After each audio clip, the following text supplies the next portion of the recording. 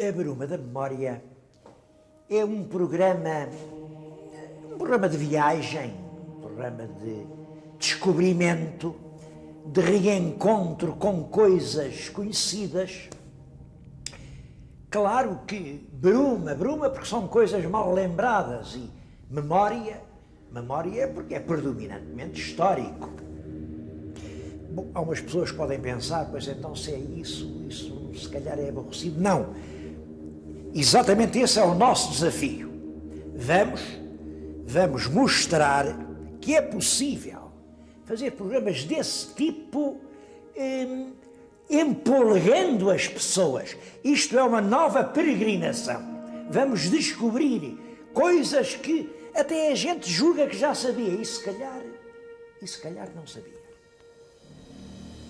Hoje vou propor-lhes como destino do nosso pequeno passeio uma cidade onde é claro que todos já lá foram. Não há ninguém que não tenha estado nas Caldas da Rainha. Mas reparem, eu tinha que escolher o norte, o sul. Vamos encontrar bem no centro do país, portanto, perto para todos, uma cidade bem conhecida. Vão ver que vão encontrar coisas que nem sonhavam que lá estivessem. Vamos revisitar as Caldas da Rainha.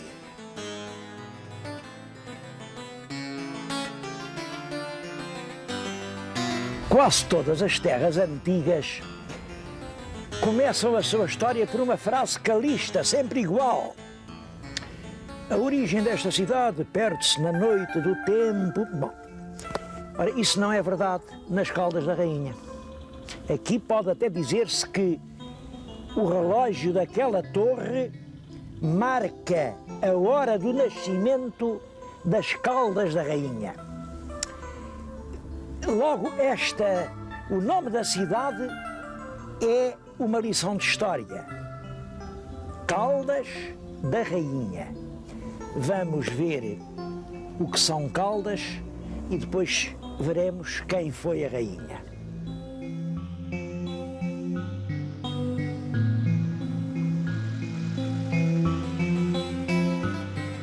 Caldas é isto. Águas caldas, águas quentes. Esta água que está no tanque aqui ao lado é mesmo água quente.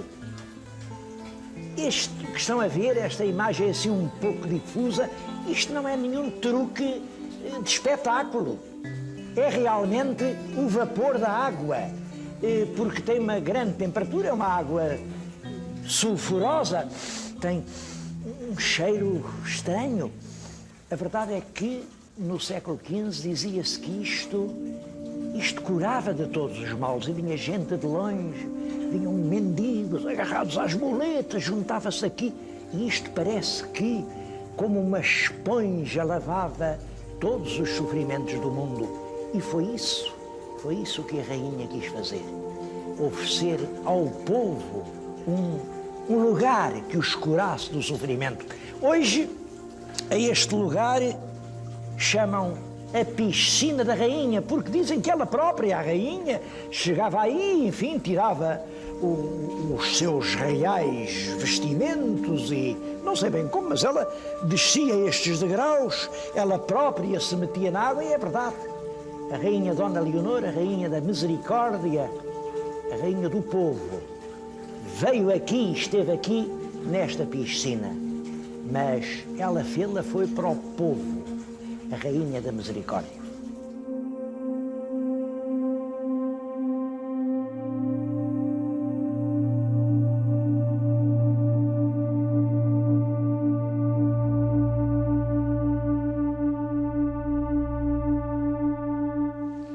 Além daquela nascente que visitámos, havia mais 4. Eram 5 as fontes termais sobre as quais se construíram as termas. E a verdade é que, ao longo do tempo, século após século, nunca isto deixou de ser um chamariz de gente sofredora. Vinham os pobres, era uma tradição, mas não só. Os próprios reis vinham aqui. Está muito ligado às Caldas a lembrança do rei Dom João V, Dom João V veio aqui 14 vezes.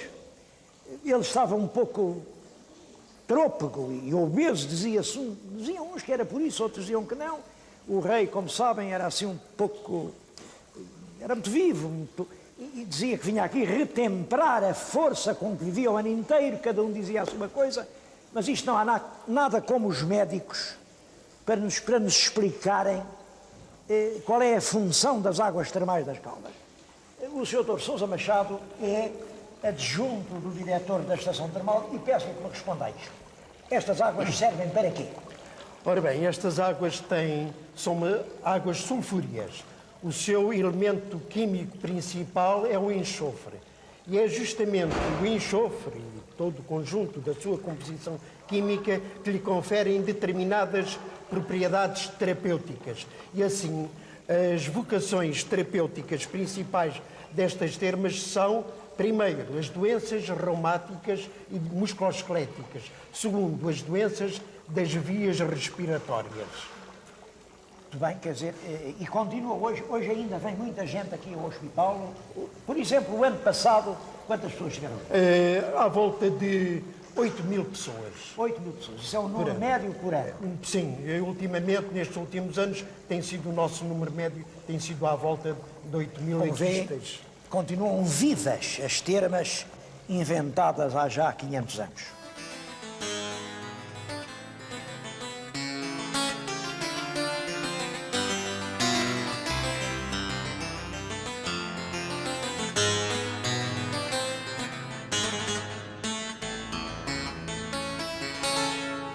A rainha Dona Leonor esteve casada com o rei Dom João II, o príncipe perfeito. Não há dúvida nenhuma de que era uma mulher excepcional. É ela a protetora de Gil Vicente e talvez a obra de Gil Vicente se lhe deva.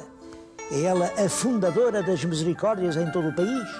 É ela realmente a criadora das Caldas. Bom, mas tem realmente um outro lado. Ela ficou ligada, não se sabe como, mas por uma linha obscura e sinistra à morte do marido. Não há dúvida de que El Rei foi morrer desterrado, sozinho lá para o Algarve, nas Caldas do Alvor. Não quis vir para estas Caldas, tinha medo da rainha. Ele chamava naquela hora suprema e a rainha não foi, não quis ir, não deixou sequer que o irmão mais novo, Dom Manuel, lá fosse. E aí dizia-se, a rainha está metida na morte do rei. Não sei, certo é uma coisa, foi uma mulher infeliz. Infeliz no casamento, teve só aquele filho que morreu com o pescoço partido na Ribeira de Santarém. Foi uma mulher que teve a coragem de transformar as lágrimas em pão para os pobres. Estamos justamente no Tribunal das Caldas e as pinturas que vemos são os admiráveis frescos de um grande pintor, também injustamente esquecido, Lino António.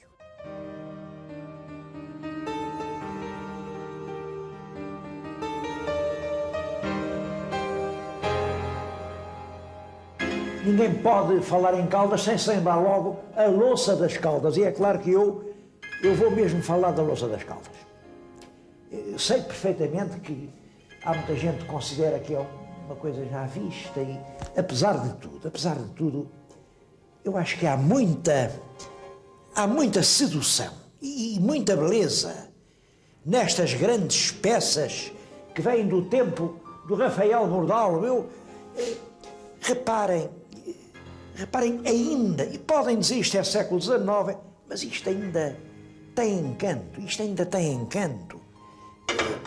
É célebre esta peça, mas reparem para ir à mesa, que coisa bonita. Este cachepô, que já é mais moderno, mas quem não gostava de ter este cachepô? Esta tradição de louça nas Caldas tem feito dizer muita coisa. Eu até já vi escrito que isto que vem do tempo do Neolítico. O Neolítico, portanto, há 5 ou 6 mil anos. Julgo que não. Julgo que para explicar este milagre da loiça, porque as Caldas continuam a ser a terra da loiça. A gente corre aí por essas ruas e encontra em toda a parte montras, escaparates, balcões, tudo com loiça, naturalmente. Uma melhor, outra pior. Aqui onde estamos ainda é verdadeiramente a tradição do Rafael Bordal. É a fábrica do Rafael Bordal. Aqui ainda estão os moldes feitos pelo Rafael Bordal. Mas essa semente ficou. Continua a vender-se para toda a parte, para todo o mundo, louça das Caldas. Em Portugal é que menos, e apesar de tudo eu acho, valia a pena.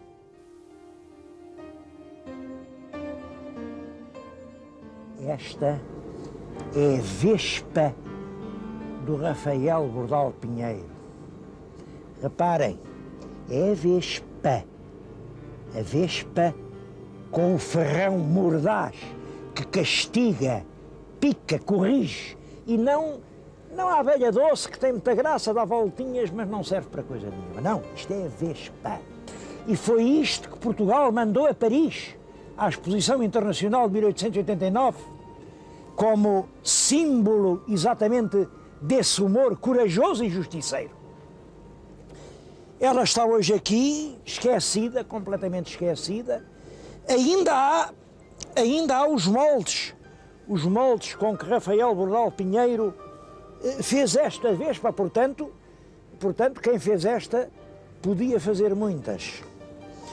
Podia se quisesse. Só que moldes há, mas o humor mudou.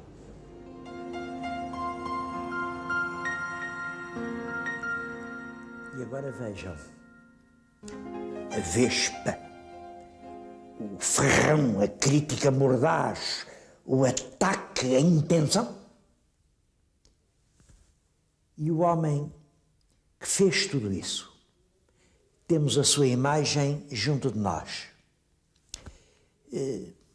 Este busto foi modelado em 1905, quando Rafael Bordal Pinheiro tinha acabado de morrer, e foi modelado pelo próprio filho. O filho Manuel Gustavo, que era também um artista e que era profundamente amigo do pai. Portanto, ele, com toda a saudade, todo o amor, enfim, pô-lo neste barro. E o que nos dá é um homem compadecido. Quem diria que este era o grande combatente das caricaturas que abalaram o regime? Este homem, Rafael Bordal Pinheiro, nasceu em 1847. 47 é um ano mau para nascer.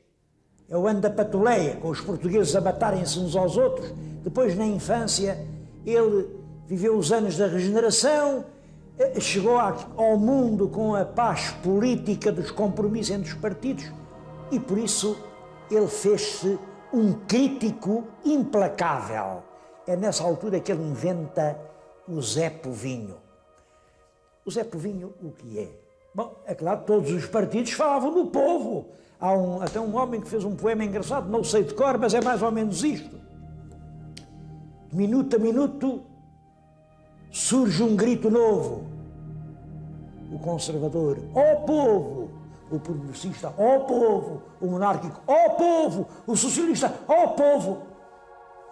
E o povo, se em vez de tanta invocação abrissem uma escola e me dessem um pão. É esse sentimento que Rafael Bordal genialmente comunga e que nos lega através das suas caricaturas de uma sociedade, mas essencialmente com imensa ternura pelo povo. E queria dizer que, de certo modo, estas palavras que estão a ver, que são palavras comovidas, a um homem que foi um dos maiores artistas do século XIX. Esta ideia de levar a arte ao povo, de entregar, de fazer sentir que o povo também tem direito à arte. Isso parece-me que dá a Rafael Bordal o direito a esta homenagem que lhe estou a prestar.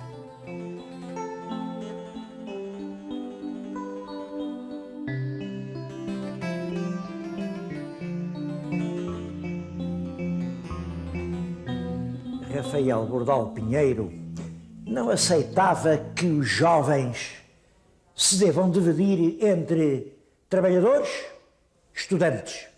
Para ele o trabalho era a escola e a verdadeira escola era o trabalho. Por isso, os aprendizes lá da fábrica dele eram discípulos.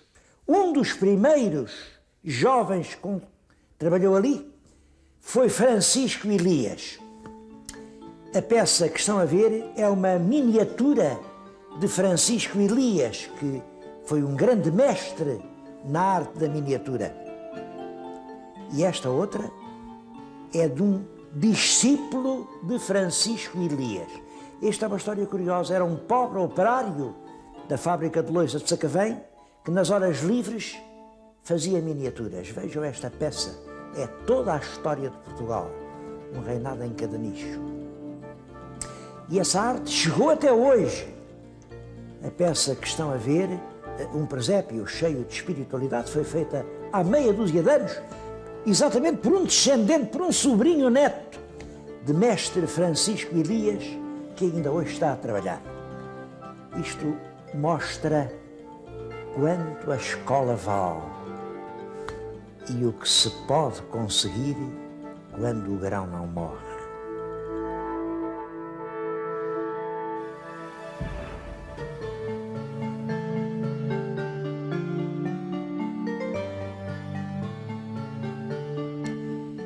Outro grande artista ligado às Caldas da Rainha é o pintor José Malhoa. Ele nasceu aqui mesmo, era um garoto humilde, teve uma infância pobre, mas apesar disso pôde estudar. Estudou em Lisboa, quando acabou o seu curso de Belas Artes, concorreu, pediu uma bolsa para Paris, porque nessa altura entendia-se que quem não estudasse em Paris não era pintor. Ele concorreu e ficou para trás. Concorreu segunda vez, mas havia sempre outros, claro, há sempre alguém à nossa frente, e foi sempre preterido. Até que, coitado, desistiu de ser pintor e empregou-se numa fábrica de chapéus de senhora. Teve lá algum tempo, mas a vocação do pincel era maior que ele. Então começou a pintar uns tetos, pintura de paredes, de decoração. Um dos tetos é este. Olhem para ele e vejam que toda a gente pensou o mesmo que nós estamos a pensar. Mal empregado para pintar tetos. Isso deu-lhe as primeiras encomendas, pôde vir pintar e dedicou a sua vida inteira, até morrer, à pintura. Malhoa é discutido. As opiniões, ele teve um grande êxito popular. Foi um dos pintores eleitos do povo português. Mas ao nível crítico, a unanimidade não foi completa. Acusavam-no de... Eu acho que no fundo acusavam-no de nunca ter estado em Paris. A pintura de Malhoa é extremamente expressiva. Os temas nacionais... Reparem, por exemplo, esta grande tela, num país onde geralmente os pintores têm evitado o tema histórico. É difícil aqui ilustrar livros de história porque não há quadros de história. Este é o último julgamento do Marquês de Pombal. E reparem que é realmente dramático este homem que Pombal, o grande estadista, tentou fazer um país moderno e acaba ali sentado diante de dois burocratas que o inquirem e o maçam. Outro quadro que é dramático, também teve muito êxito. Hoje chama-se Os Bêbados. Ele, quando o fez, até isso, Os Bêbados era um nome atrevido, pisava ao risco, ele chamou-lhe Celebrando ou Festejando São Martinho. Reparem que, no fundo, é uma concepção terrível de sociedade, de tempo e de país. Vou-lhes falar do último quadro que ele pintou. é a promessa. Aparentemente está na sequência das romarias, das festas populares, a alegria florida, os caminhos em flor. Está aparentemente. Reparem que enquanto ao longe estão realmente os foguetes, a romaria, a capelinha, uma pobre mulher já exausta, palmilha ao caminho e tenta cumprir a sua última promessa. Ao lado dela está uma que não aguenta mais e caiu no caminho. Eu acho que essa ideia do caminho que não é possível completar, essa é a última mensagem que o José Malhoa nos dá da sua passagem neste mundo.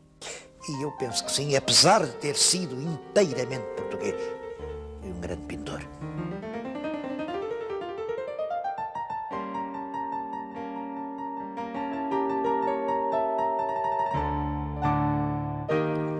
É uma das regiões mais doces, mais agradáveis da Extremadura. Uma paisagem suave, embaladora, com verdes outeiros, manchas de arvoredo, retalhos de areal, caminhos à sombra, paredes musgosas, realmente com muita doçura, com muito...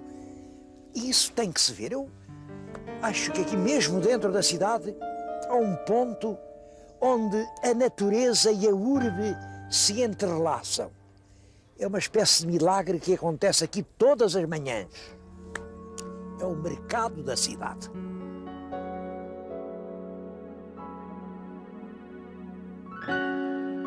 O coração da cidade é uma praça a céu aberto e é uma beleza. Estas hortaliças foram colhidas hoje nas hortas dos camponeses. O rocio que se vê brilhar naquela couve troncha talvez seja a geada que condensou esta madrugada.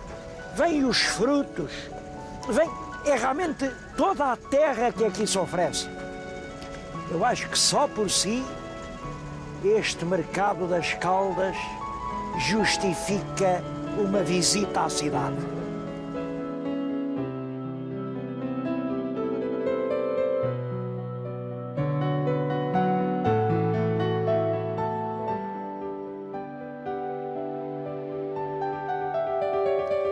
Então, acham que valeu a pena revisitar as Caldas?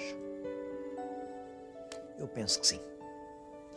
E havia muito mais para ver. Lembro-lhes isto.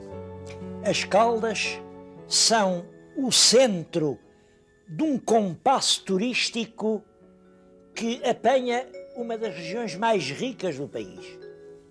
Tenho na minha frente um mapa com a escala é de 1 para 1 milhão. Ora, 1 para 1 milhão, 1 centímetro são 10 quilómetros. Se eu, com este compasso, abrir 4 centímetros, dá-me um aro de 40 quilómetros à volta das Caldas. E o traço que ele deixa no mapa abrange uma região extraordinária. Isto passa por São Pedro do Boel, pela Batalha, Santarém, Torres Vedras, Peniche.